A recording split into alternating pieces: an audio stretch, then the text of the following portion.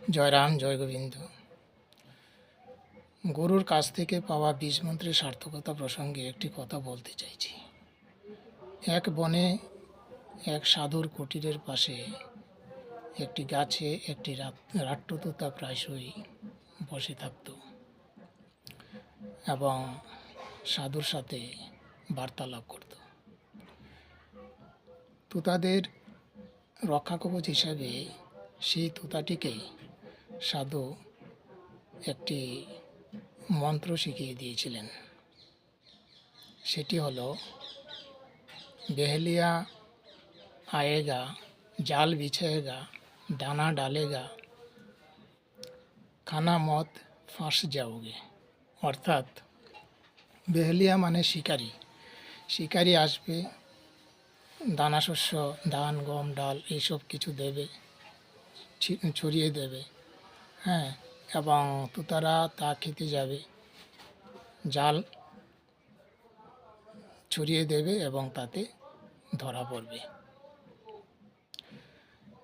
তো তোতা তো সেটা শিখলো, কিন্তু শিখে সে অন্য তোতাদেরও তা শিখিয়ে দিল। বনে বনে ঘুরে সে শুধু এই মন্ত্রই জপ করতে লাগলো সারাক্ষণ।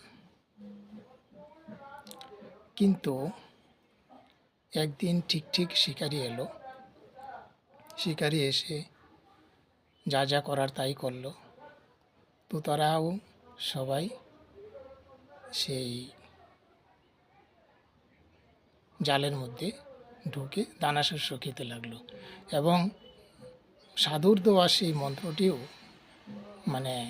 জোরে জোরে বলতে লাগলো সবাই। আসল কথা হচ্ছে, এই গল্পটির মাধ্যমে আমরা এটাই জানতে পারি যে গুরুর দেওয়া বীজ মন্ত্র তো আমরা বলে থাকি, প্রায় সময় বলে থাকি, দিনে বেশ কয়েকবার আমরা বলি, কিন্তু এটার সার্থকতা তখনই হবে যখন আমরা এই বীজ মন্ত্রের তাৎপর্যটা আমরা বুঝতে পারব। রাট্টতোতাদের যে বীজ মন্ত্রটা সাধু শিখিয়ে দিয়েছিলেন, সেটা তো তারা শুধু বলতেই শিখলো, কিন্তু এটার যে কার্যকারিতা বা এটার যে অন্তর্নিহিত তাৎপর্য, সেটা কিন্তু তারা বুঝতে পারেনি, যার কারণে তারা শিকারির জালে ধরা পড়ে গিয়েছিল।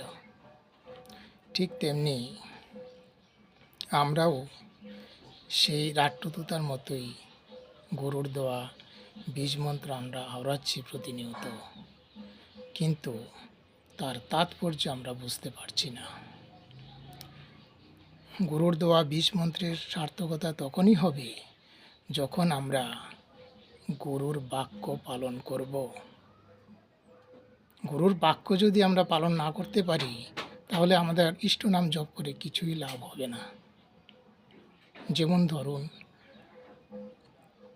গুরুর একটি কথা শ্রী শ্রী রাম ঠাকুর বলেছিলেন,